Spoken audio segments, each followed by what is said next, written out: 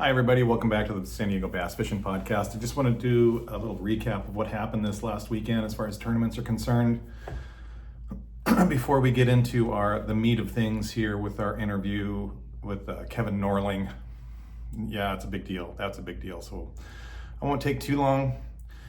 There was a get-together. There was a get-together at Lower Otay on Saturday. And they ended up having pretty good fishing. You know, it's getting tough. It's not getting tough, but it is kind of getting tough at Lower Otay. It's getting run over. It's the pressure is getting to it, to say the least. You know, 3 days a week. It's open 3 days a week, and there is a lot of boats. It has been very crowded there the last 3-4 weeks. The word is out. There's guys coming down from LA to fish it, Orange County and whatever. So the fish are responding. You know, it's getting tougher. But that being said, this gathering of friends that had this whatever, first place went to, let's see if I can figure this out. Jake and Justin Hanold, Jake Evans and Justin Hanold took first place with 17.14 pound bag. That's a pretty darn good bag, and it continues from there.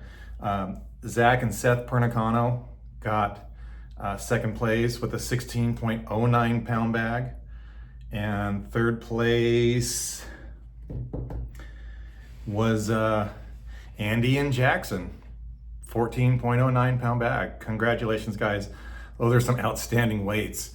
A lot of that fish that we see, you know, up boiling around at Otay is like 2.5 pound fish. So these three teams really put together some solid weights there last weekend.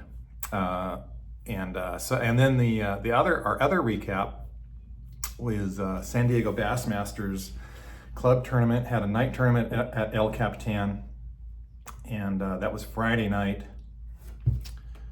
Let me see if I can find real quick here what happened. I know it was posted. The unofficial weigh-in was first place went to Greg Vasquez. Super stoked for him. Greg weighed in 15.19 pounds. His big fish was 11.55. Yeah, he had an 11.5 pounder Friday night at El Cap. Congratulations, Greg. Freaking donkey of a bass. Huge. I believe he caught it on a 7-inch worm. And but I will get more information on that. Keith Cloward took second place with a 9.78 pound bag, and then yours truly took third place. Bruce Smith had a 9.47 pound bag. And as far as that goes, the night fishing goes, for me, we got out before we made our first run on plane. The sun, there was still plenty of light to fish with for about a half hour, 45 minutes. So I got a few crankbait fish real quick. And then after that, it went straight to the worm. And I stuck with a worm the rest of the night. One thing, the things that I was fishing, and I am by far not very good at night fishing. And night fishing is kind of my downfall, but I stuck with it. I went through several different rock piles, places that I knew that had fish on them, and in the daytime, ended up on one deal in the main lake, and it had a bunch of fish on it, and fortunately I was able to cull up to almost 9.5 pounds. My deal was fishing a Texas rig worm. Yeah, go figure. Texas rig worm right here, and this is the black and blue power worm. But also, when I stopped getting bites on that, I'd go maybe a cast or two without getting a bite. Because it's night fishing, it's pretty good. So you're almost getting a bit every cast. And then once you get on the right deal. And like I said, I had to go through like 4 or 5 spots before I found this one deal. that didn't have, I didn't get any bites on them at all. So it's not like every rock pile or every stretch of shoreline has fish. So anyway, this is my black and blue one, and it's actually torn up. This is actually one I was using. And then also was this worm. And now this isn't the color I was using. That's under wraps. No, but this is just to show you. This is a Western worm from John Cassidy's shop over at Angler's Arsenal. This is a 13-inch ribbon tail. And you can see the size. If this is 10-inch, this is a ribbon tail. So a 3/8 ounce sinker on this one with a 4.0 cover shot HD. HD is like the heavy duty cover shot. Love that hook. It's a monster. It's a great hook for keeping that slim profile. This one here, I had offset wide gap owner 7.0 with a 1/2 ounce sinker on that 13-inch ribbon. That's a good worm. That's a good nighttime worm. And I like to promote all the tackle shops in San Diego, which I'm going to get to another one here just shortly. And but you know, I work at East County Bait and Tackle a couple days a week, trying to keep my foot in the door with the guide business and whatever, and the podcast and blah blah blah. But I work at East County Bait and Tackle, so I have very close ties with East County Bait and Tackle. But Angler's Arsenal, John Cassidy has been there forever. He's not been in that location forever, but he's been in the whole scheme of things forever. I'm going to try to get him on the podcast here soon, but that's beside the point. He's still pouring Western worms. So, and they're still catching them and still allowing guys to place in the local tournaments. So the other thing is, what I wanted to mention is, speaking of, since we're on the worm topic, and we kind of talked about worms on the last podcast, is that slug fishing has U.S. baits. They have U.S. baits here. And slug fishing is in Poway. If you don't know about it, it's a tackle store up in Poway. They've just opened not too long ago, I think maybe 2 years ago. But they're relatively new. Great guys, very knowledgeable. If you're in that area, you know, go see them. I think it's pretty much the only bass fishing, saltwater fishing tackle store in North County area now at this point. But I wanted to speak about these worms, get a shout out to them. I've talked to other people in the past about fluttercraft worms from the 80s, when we used to fish them in the 80s, and that was like the worm in the brown color for us. And granted, in the 80s, you know, I was growing up, I was a teenager, but fluttercraft worms were this, and so fluttercraft went away. They used to make spinner baits, they used to make worms, they used to do all these things. It was a kind of a prominent company. But anyway, fluttercraft worms, U.S. Baits got the mold, U.S. Bait Company. They have the mold, and now they have, is this 5? I think it's a 5-inch. It's the 5.5 inch fluttercraft worm. Thing's awesome. It is for a little curly tail, which is another thing about the 80s. It's funny. All of our worms had curly tails on them back then. We had auger tails, we had curly tails, but it was like, that was pretty standard that you'd fish a curly tail worm. There wasn't a whole lot of straight tails back then. They weren't as popular. I mean, there were straight tails, but the curly tails were dominant. This is a solid worm. Great size, gets a ton of bites. Go up there, see slug fishing, see Tim, and get you some U.S. Baits, fluttercraft worms. They also have a whole plethora of U.S. Baits. They have like some 14-inch worms, some real giant ones. They have some 10-inch worms, 9-inch worms, whatever. They all look really great packaging, whatever. So go up there, see those guys, and they'll take care of you. And that's about it. That's it, tournament-wise, what happened this weekend. Congratulations, Jake and Justin. Congratulations, Greg Vasquez, on that 11.5 pounder at Cap. Man, again, awesome fish. And that is about it. If you guys want to come in and see me for whatever reason, I don't know why you'd want to, but I work on Thursdays, Sundays at East County Bait and Tackle. And we'll get on to our feature presentation, Mr. Kevin Norling on San Diego Bass Fishing Podcast. I guess we'll just go ahead and jump into it. Hi, everybody. Welcome back to the San Diego Bass Fishing Podcast. Today we have Mr. Kevin Norling. Hey, Bruce. How's it going? I'm good. How are you? Good. Not too bad. Thanks for coming on. Yeah, definitely appreciate it. Oh, I appreciate it.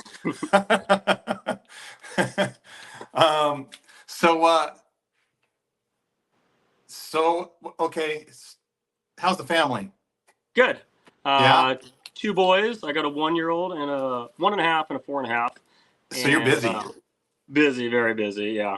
Lot less time for fishing, but a lot more time for family. And my sons love fishing, so I'm super stoked on that.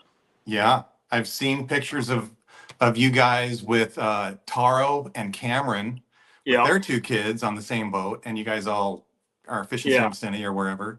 Yeah, we went out to San V, did the old Shiner experience, and they just did a plug fest on those things. It's kind of it's not a fair advantage having live scope and Shiners. It's the 2 deadly numbers. It was a pretty fun day, just playing bobber down. Oh yeah, absolutely. I'm all about Shiners now. I hadn't started fishing them until this year, and I took a father and son out, and the son was like 6 years old, and we started fishing Shiners, and man, that was an eye-opening experience for sure. It was a lot of fun. Yeah, it's a lot different than bobber. I am probably one of the worst live bait fishermen. Like, we used to fish crawdads at Lake Poway growing up, and I was horrible at it. I cannot figure out to slow down to stitch that thing. Yeah, so. Right. Yeah, all right on. So speaking of which, you grew up in North County or in San Diego? I grew up in Poway. Lake Poway is like my stomping grounds. I kind of would ride, my brother and I would ride our bikes up there. Kind of lived near maybe a couple miles from it. Ride our bikes up there, night fishing, catfish, bass, bluegill, whatever we could, trout fishing. Yeah. And then that evolved into drop shotting with night crawlers, trying to figure out how to drop shot. And then it took it off slowly into bass fishing. And then had a couple of my dad's buddies at work that were into bass fishing pretty heavily. And that kicked me slowly into tournament fishing. I think when I was 17, I just graduated high school, and I worked at AIM Marine for a little bit down in Lakeside. Yeah. And met a couple guys, and I was also doing the junior bass club at the time. So there was a junior bass club back then? Yeah, me and Jimmy Young started that, and it was junior tight lines. So Ramona Bass Anglers was our sponsor club. And like Larry Wilson, Alan Wetter, all those guys, they would take us out fishing. So I think I was 15, 16, 17 when that was happening. And then that kind of branched us into tournament fishing. I fished with Larry Wilson for a couple years. Yeah. And then kind of bounced for a couple partners. And then George and Steve Lamb and Marco and Dan Hermes and Ryan Cauldron. And now you and Dan have been fishing together for a long time then. You know each other forever. Dan and I known each other since 2006, I think. Oh, okay. Yeah. So we'd pick stuff apart here and there, and then we just kind of said, hey, let's just start fishing together instead of cherry picking some stuff. So how old are you now? I'm 36. 36. Yep. God.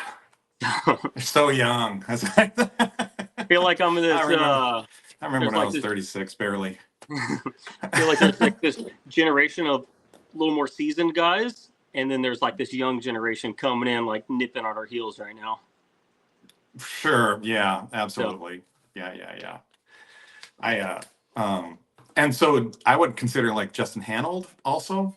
Yeah, Justin's a little bit older than me, but not much. I believe he's like 42. I think 43. But yeah, he's right in that bubble.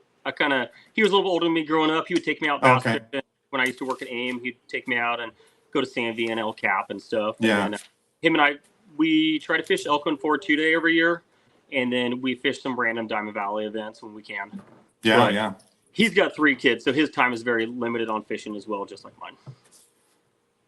Sure. Yeah. Oh, yeah. Right. So, what's your, so we got a whole list of questions here, and we're just going to kind of go down the list. And Okay. so, what, are you still hitting Hodges since the water has been down? No, not like I would like to. Yeah. I was going in there pretty heavily when I moved up to Escondido. It's pretty close Mm-hmm. to my house, Yeah. but I don't know. I feel like even though it's so close, I never have time to go down there. So every Yeah. once in a while, on a Wednesday, we'll go down. I'll grab Landon and we go get permits and just go fish next to Hernandez Hideaway for a couple hours until dark, and then Yeah. come back home. So Yeah. but when I Nice. can, it's been good. It's been pretty fun. I've seen the pictures from the float tubers, and I'm planning on having a few of them on here. But they've been catching them. Mm-hmm. They're still in there. Oh yeah, still plenty of water. They didn't disappear. Yeah. Right.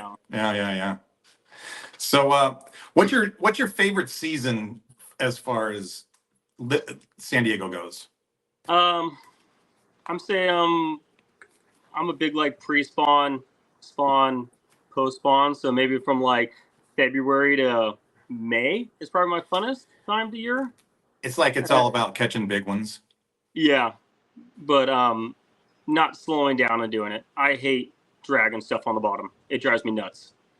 So I am probably the worst worm jig fisherman, Carolina rig fisherman. I can't sit still. It always surprises me, or I mean, it not always surprises, but it surprises me when you get up there and you finished in the top, whatever, and they make you talk. That every once in a while you'll be like, "Well, we got him on a drop shot," and it's like, "What? Yeah, wow, really?" Like that's like we never hear you say that. We will do anything to not slow down. I mean, I put giant lithium batteries in my boat just so I have power all day. I remember I fished a tournament at Diamond Valley last year, and I was fishing by myself. And I think I had like 26 pounds, and I was done by 11 o'clock because I had no trolling motor juice. Like I had to go power pull on the end of a point and just sit there till weighing. I totally understand. I get it. I think I may have talked to you about this, but I know I talked to Justin about this. But I've only got 50 amps in mine, and that was a mistake. Yeah, it was. I should have got. I need to get the hundreds for sure. Yeah. And it's not that local tournaments, not like you. I don't burn them up in local tournaments, but at the river and Mojave and Havasu covering water, just looking for fish and whatever. Then burn them up by 12 o'clock. Yeah. But yeah, just like you said, 11 o'clock, it's on number 10. They don't last very long. No. Yeah. You start ripping them down pretty fast. Yeah. So what's one that, if you had that sounds like a pretty good tournament if you had 26 pounds by 11 o'clock, even though we know sometimes that kind of happens. What's the one tournament like in your history that stands out in your mind? I think probably San V when it reopened. Steve Lamb and I were out there, and we had a pretty crazy day. I think we had I think it was high 26, and we didn't have a fish over 6 pounds. They were just, I've never caught so many 5 and 3/4 pound bass. It was pretty wild. So we found one of those mega schools, and we were fishing towards the back of the lake. And I remember during practice, I was back there and was throwing an A-rig and a 10XD around, and Steve fires out an A-rig and catches 3 5-pounders. And I watched 100 5-pounders follow this thing to the boat. And I'll never forget, Wade Strelick was just outside of us, and he was in, I believe it was in Andrew's boat, his buddy. And I didn't know who it was. So we're like, oh, geez, Steve. So I'm like, he pulls those things in, unhooks them, and I lob a 10XD out there and catch a 5, and they're fighting after it. And Wade didn't know it was us, or Wade knew it was us, but I didn't think he saw it happen. So tournament day comes around. We're like, holy cow, we get a great draw. We run back there, and there's no one there. I mean, it's like the desert. And we absolutely throttled them. So we had 23 pounds in the first 10 minutes. Yeah. And we caught 5 or 4.5s and 5s and just kind of whittled through them. And we left there at 9 o'clock because we're like, dude, what are we going to do? We got to go catch a big one. So I remember going to Justin. He was fishing Aqueduct. I roll in there, fire out a Senko, catch a 5-pounder, look at it, and just throw it back in the water. And he's like, dude, it's like, what are you doing? So he's like, go back to where you started. So we went back in there and just went through probably 5 or 6 more bags of Senkos, just catching, just whittling our way up to 26 and some change. Wow. So that was a pretty incredible day. And Yeah. it was just fun. Nobody was back there, which was, stuff doesn't last long in San Diego. That's for sure. Yeah. Yeah. I know. It's hard to keep it quiet. Yeah. You can try not to tell anybody. You tell just a couple people, and then, but somebody's going to see you, Oh, you yeah. know, Yeah, that's a problem. And you can try to hide it as best you can, but you're still catching them, you know? Yep. Yeah. Mm-hmm.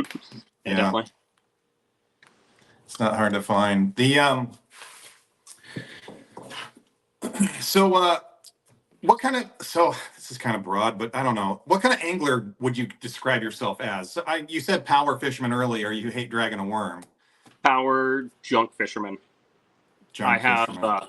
I'm a major junk fisherman. I fish for the opportunity that's there and not for the bite that I try to find. Because I know this kind of sounds weird, but one of the guys told me a while ago, stop fishing for the fish that's there tomorrow and start going for the one that's there next week.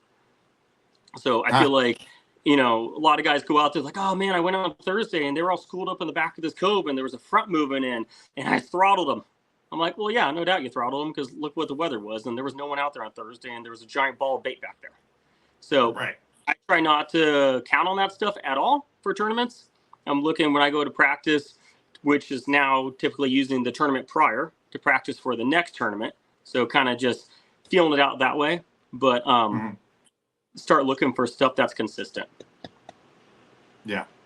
That kind of makes sense. And then, like I said, opportunity-wise, I go with these high hopes of catch them on a buzzbait or a spook or whatever, and I ended up catching them on a jerkbait all day. It's like I've got 25 rods in my boat, and they have 25 different things on it. Right. Yeah. So that goes kind of leads us into a next question is about how do you practice? You're always practicing for the future, not for what's going in front of you. True, and I try to practice for not fish I want to catch during the tournament. I want to eliminate water I just don't want to fish. Sure, I feel like if you go to that spot, not grassy bait, but like tree hole or something. If you sit out there all day, guys know you're fishing that stuff, and they know you're going to be on it. So they'll go out there as soon as you pull the trolling motor. They're swimming right in there to go check out and see what's going on. I'll go cover a bank that I might never go to in the tournament, but at least I know I don't need to be there. Yeah. And so, especially, I know it's larger, like when you get to Mead and Mojave and Havasu and stuff like that, but I'll hardly never go check stuff because either you just get mind warped because you didn't catch them in practice, or you went to a spot you're going to fish and you catch a big one and then you're not going to catch it during the tournament. So it's kind of like, why did you fish it? Go check something, but don't set the hook and, move on and go find something new. What are your top 3 swim baits that you use? You're a big swim bait guy. I used to be pretty large. If you don't, you don't have to get specifics if you don't want to. A Rate of Fall 5 HUD. Yeah. Really? That's probably my go-to. A white lunker plunker, and I would say a 7-inch clay bait clacker, the floating version. Wow. So I kind of wasn't expecting that. I don't know what I was expecting with that question. But I don't like subsurface swim baits. Very minimal subsurface. That's what I thought. That's what I was expecting. Yeah. I like that reaction, making them jump for it kind of deal. You get a lot of followers throwing subsurface stuff, and it shows you where they're at, but when they don't eat it, it doesn't matter to me. So yeah, it's cool to watch them follow your bait all day, but it also drives you nuts. Man, so bad. I just started. I'd never thrown just like a megabat or a mag draft, 8-inch mag draft, the big one. Yeah. And it's like, man, you just follow her, just like full speed at the river was where that was at. And 6-inch mag draft it showed you where they were at. Yeah, correct. Yeah. But yeah, it was super frustrating. Yeah. And then I was able to go back with a rat. Yep. Tune them up. There you go. You like that rat, right? Or I do. Yeah. If I'm gonna go like a rat, it's definitely Perney's 2-piece white one. I've got one that it looks like it's been drugged behind my truck for the last 30 miles, and it's my favorite. Oh yeah, I bet. You like the 2-piece over the 3-piece? I do, but it's all confidence. Yeah. I got George. George loves the 3-piece one. I've got a bunch of his wood baits and stuff. I've caught a lot of fish on them. Yeah. But my favorite is just a two-piece white resin bait. Yeah. That it looks like trash. The thing looks absolutely hammered. I'm trying to get him on here. Yeah, he's a good talk for sure. Oh yeah, man, that guy has a ton of stories. Yeah. So, like I said, he came in the shop the other day, and he was like talking a mile a minute about catching white sea bass on PB Rats in Gazonga Bay. He's a riot. George is a great guy. Yeah, I hope he comes on. I'm gonna bug him again. Yeah, there you go. Yeah, I have to keep on him. Him and Andre. What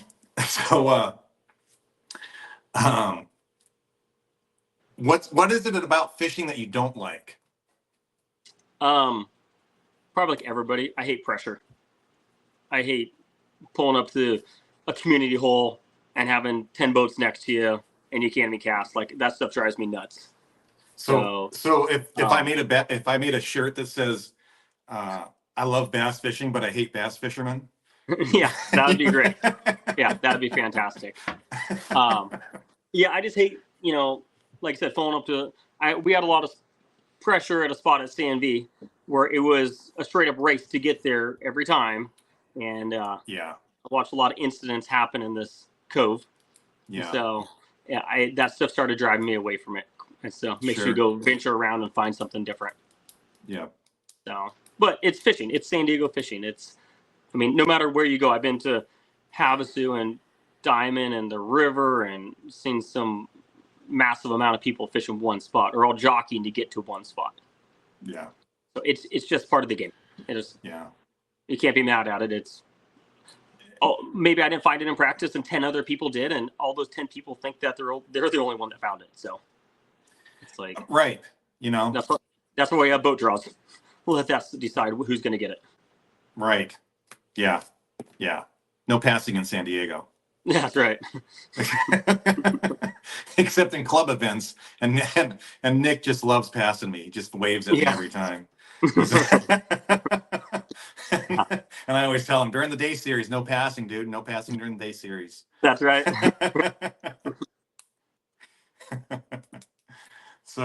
Okay. So what is, this is kind of along the same lines. What is something that what do people don't know about you? We might have to edit I don't know. I know. For fishing I don't even know why I asked that, honestly. Yeah, fishing wise. I'm as much as I love fishing reaction, I love fishing. I was rigging rods up just now for the next tournament, and I've got like 6 rods of 20 pound, and the rest of them have 4, 5, and 6 pound. Like I'm a major finesse fisherman also, and I think that goes back to my roots of fishing. Yeah, I love fishing a spinning rod. Like I've got over the last couple of years, I've really gotten more into it. But as much as it's a love-hate thing. I'd rather catch 120 pound or 65 pound braid, but I'm not going to be dumb enough to not weigh a limit in the tournament either and take myself out of the angle of the year points. Yeah, right. So my finesse game, I feel like in the last couple of years has really stepped up, but I think it all like Lake Poway sight fishing for trout, throwing like 2 pound test and a mini jig. I mean, that will teach you how to sight fish right there. Yeah. That ended up being a really good question. I thought I was going to have to edit that one out. That was good. That whole finesse thing. Yeah, I like it. I just bought a couple of new finesse rods, in fact. But it's that was good. That's cool. What are your favorite baits? I know we touched on some swim baits and whatever, but what are like overall? What do you like doing? What's your favorite baits and why? Chatterbait or a swim jig because they're super versatile.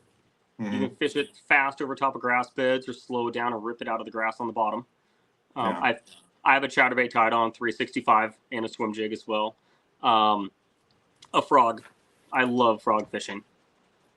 Skipping up in pockets, flipping it, doing whatever. Buzzbait. spinnerbait, crankbaiting, literally anything that doesn't involve me to spot lock down and fish slow. I'm pretty much a fan of it. Yeah. Yeah. So when you were talking about your next tournament, when is your next tournament? Is that tomorrow night? I believe it's I hope it's at El Cap for the next night tournament this coming weekend. So I was just rigging some stuff up. Hunter and I are fishing that one. Yeah, you guys are, I looked it up, 7th overall this year right now? Yeah, I know we fell apart a little bit last tournament. I was a little tired. So. Yeah. But it was fun. I have a good time fishing with him. He's coming up and he's learning a little bit here and there. Yeah. So what we're talking about, everybody, is Kevin Norling's partner for the night team series tournament this year is Hunter Meyer, and who was Nick and Victoria's son. He's a 13-year-old, I think. I believe 14? So, yeah. I think 13 or 14. Yeah. He's fun. I had him on the boat last week, and we had a great time. Talk your ear off. He can. He's good, though. I've known Hunter. Nick and I work together, and we're not on the same projects as of recently, but I've known Nick and Victoria here for a minute. Yeah, right. Yeah, I love them. They're good people. Yeah, they are. They're really good. So, so you have a saltwater skiff? We did. We actually just sold it about 2 months ago. Oh no. Yeah. So I'm in the market. I'm hunting around for one right now. Yeah. So, okay. Yeah, I know, but as of recently, we did. So, I mean, that's probably why people see me way less in the water as soon as the tournaments are done and the bluefin and yellowtail and dorado and that stuff show up. I mean, besides maybe a night tournament here or there, I love saltwater fishing probably more than bass fishing. Yeah. You like, what do you like about it? I mean, are you like a coastal guy? Do you go out calico fishing, or do you like bluefin offshore kind of whatever? I like everything in between, I would say. When my dad, he would take us fishing, and it was mostly like La Jolla, calico bass, yellowtail. Every once in a while, I would catch yellowtail. But we had a couple saltwater boats growing up, but it was mostly, half day kelp beds. We'd tie up to a piece of kelp and throw a scampi or an old fish trap or something like that. So I love saltwater fishing, and getting Landon into it is awesome. He's been out with me a handful of times. I mean, I've taken him all the way to the backside of Clemente and Catalina catching bluefin. Nice. So he's definitely got the bug for it. In that skiff? Yeah. When he was like 2.5, I had him on the top side of Clemente catching bluefin. Oh my God. My wife wasn't too stoked. My wife wasn't too stoked with us. Yeah, he's a trooper. He loves it. So he's itching. Every time he sees me rigging up a rod or something, where are we going? What are we doing? Yeah. I gotta slowly break it down to him that, this might be a rough weather trip or something. Right. Yeah. That's cool. That's awesome. He's already into it. Yeah. But so did you ever trailer up to like Catalina or the Channel Islands or anything? Yeah, more north. We were fishing some islands up there, catching some white sea bass. We just got a little dope from our buddies, and they said, "Hey, you want to come now? It's the best it's gonna get." So, I a couple years ago, I took a day off, and me and George and Zach and one of his buddies went up there, and we meleeed on them. Got some big white sea bass and caught some big halibut, and just shallow water fishing. It's fun. That place is beautiful up there. It's I want to go back and fish some more of it. Yeah, it really is. As far as the whole saltwater scene goes, man, that sea bass, that's the one thing that I will go back and go do, and go fish for them. Sure. It was I don't know what it was, because it's just like kind of yellowtail fishing or whatever, but I mean, as far as them fighting, but like getting the bait, getting the spot, waiting for the conditions. Yes. And maybe they're going to bite and maybe not. But when everything comes together, it's just like, it's such a it's rush. Pretty magical when everything lines up there. Sea bass fishing has always like eluded me. Like I've got a couple in La Jolla, I've got a couple on the islands, but to really, those guys that can really go target that stuff, it's pretty magical what they can do and consistently catch them.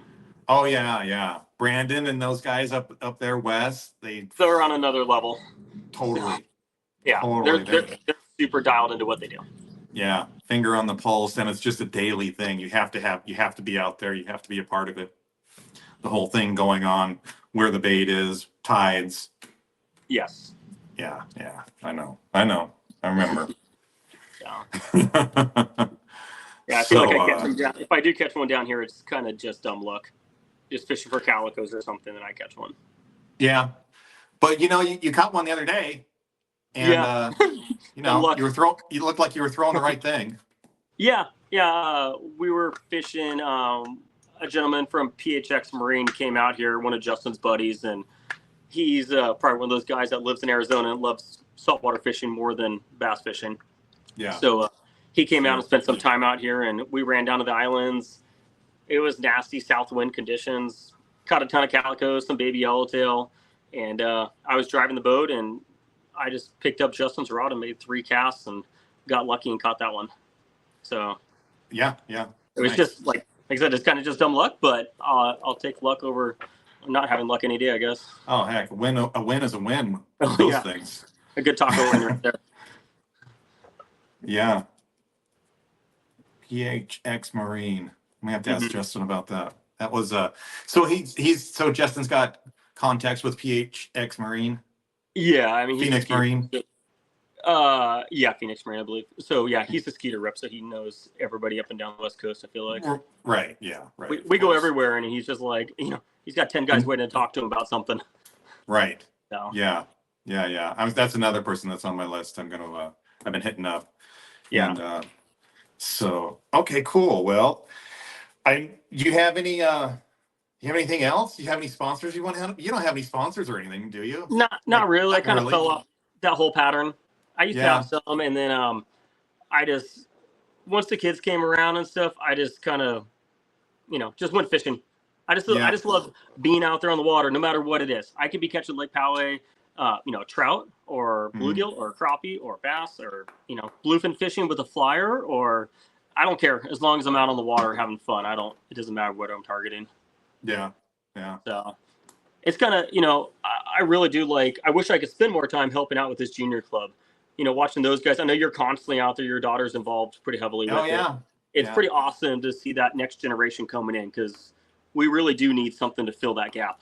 Oh yeah, it's just I wanted to go fishing so bad when I was a kid. I remember how big of a deal it would have been for me, for that to happen for me. So I'm just like, everything I can do to help them out for sure. Yeah. And I know you're going to be the same way. So there's a lot of people that feel the same way. Yeah, so. It's a good thing. I remember when Larry Wilson used to take me out, my mom would go drop me off at his house, and then we'd go to Havasu for a couple days to go fish or the river. I mean, that guy was a wealth of information. It was pretty incredible what he taught me about bass. Yeah, we're gonna miss him. Yeah, definitely. Yeah. It's a sad day for San Diego sport fishing, bass fishing. When he passed. he was a good stick, very good stick. Mm-hmm. Right on. But I don't know. I mean, like I said, I'm just a average fisherman that just keeps on probably making about 500 more casts than the average person, I would be guessing, when I'm out there. Nick, I don't want to get Nick in trouble, but Nick said you were probably the luckiest fisherman he's ever met. Yeah, I am. I'm not going to disagree.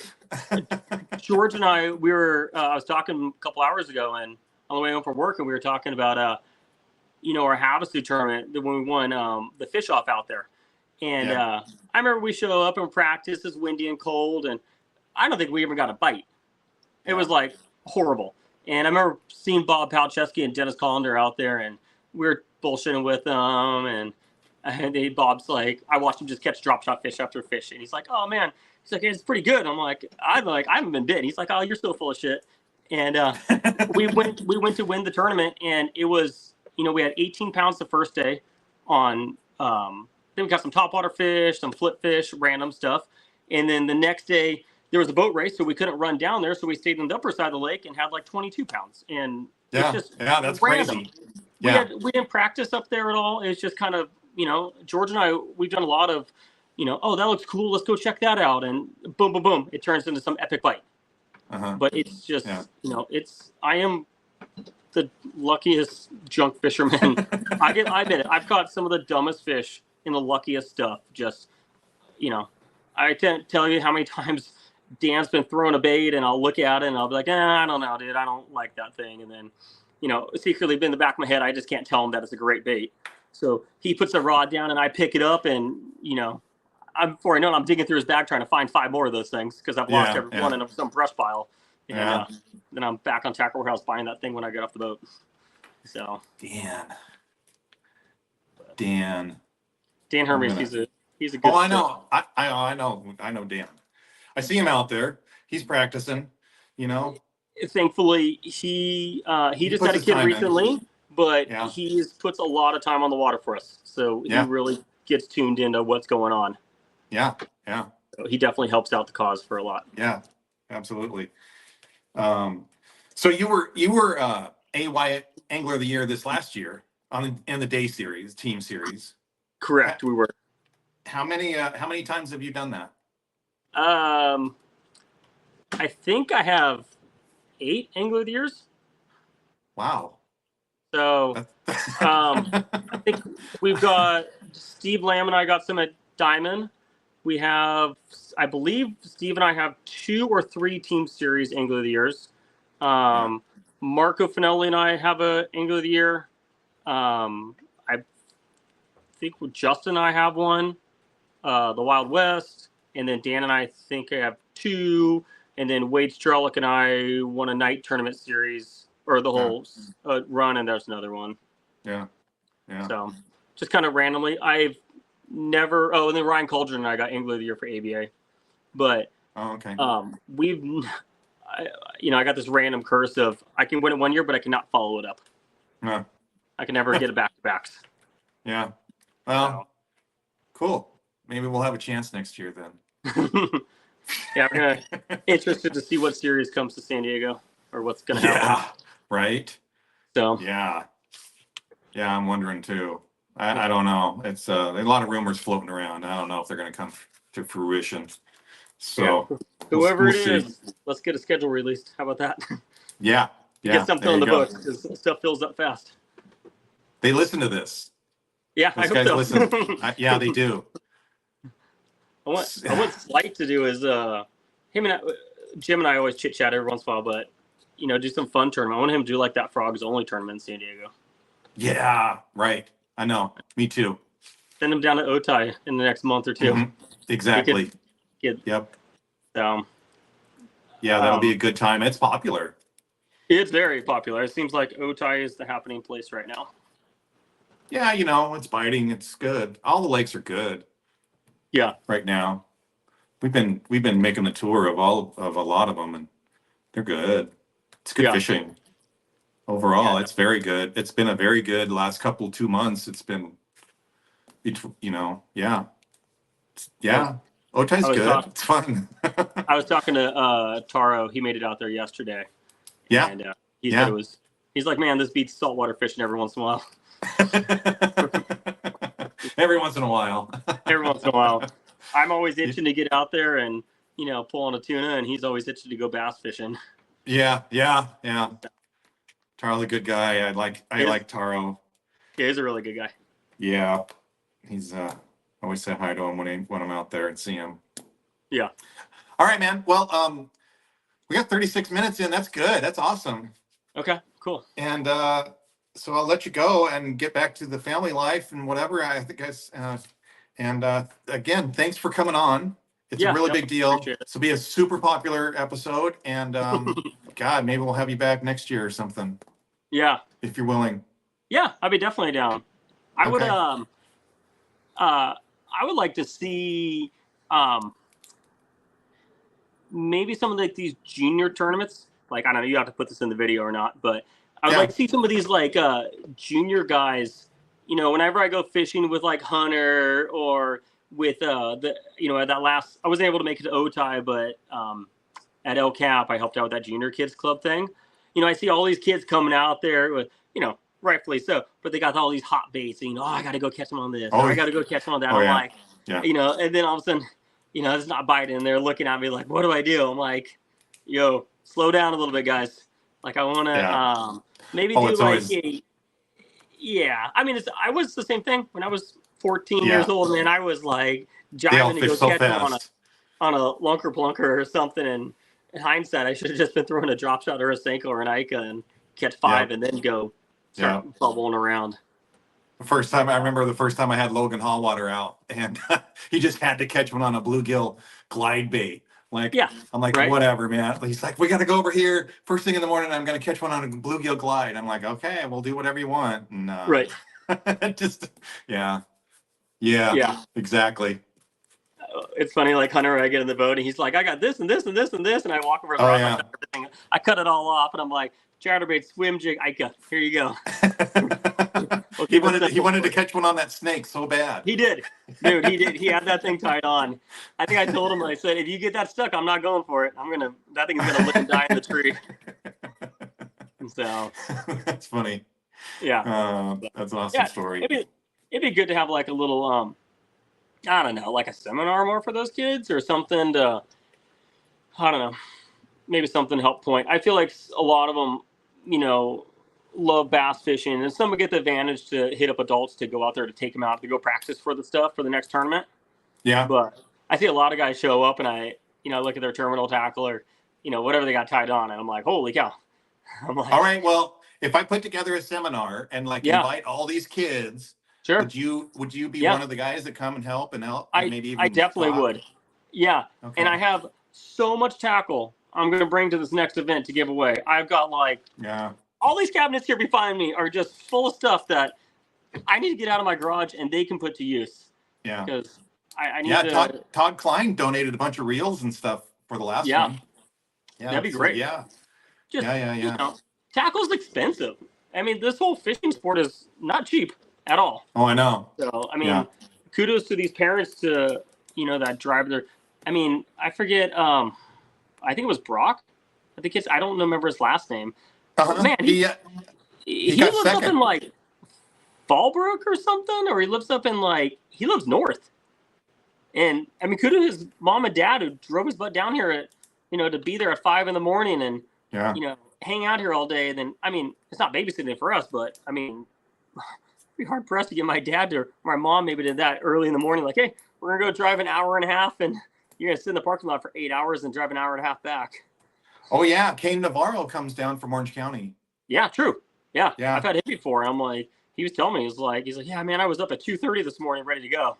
I was like, yeah. Maybe when I was 14, I was super excited about it too, but yeah, right. I don't know. I want to see those kids exceed and be the next Jake Evans. That's how Jake started. That's how I started out. I started out in that junior club, and that definitely skyrocketed me into the position to start fishing, besides work. Yeah. But it's a feeder. We need that feeder to keep our tournaments going. Mm-hmm. Yeah, absolutely, 100%. Yeah, 100%. It's the same thing with the saltwater guys saw it. And they're with the Friends of Rollo, and they take kids fishing on a half day. They pay for everything just to get them out there and show them.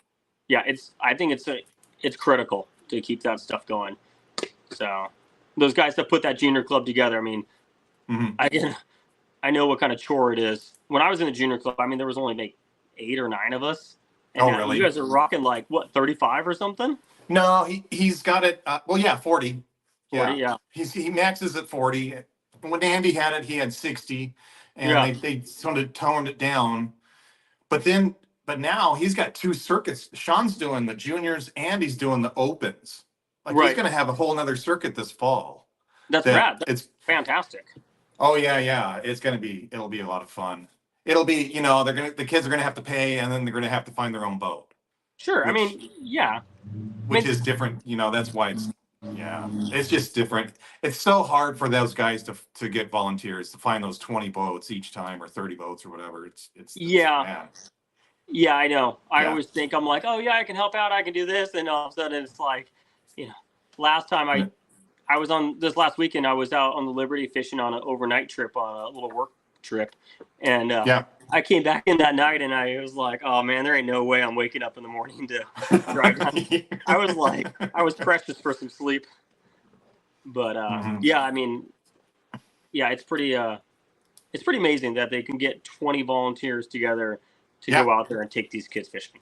Yeah. Yeah, hats Yeah, off to all I know those it. guys that help out. That's pretty amazing. It's unique to San Diego. It is. Like everything back east, they all have to find their own boats. They all have to pay, entry fees, and they all have to do this. It's all taken care of here. Yeah, It's awesome. It's pretty awesome deal. Yeah. Yeah. All right. Cool. All right, man. I'm gonna let you go. And thanks again. Thanks a lot for coming on. Yeah, definitely, Right. Bruce. I appreciate it. Okay. Talk to you later. All right. Thanks. Bye.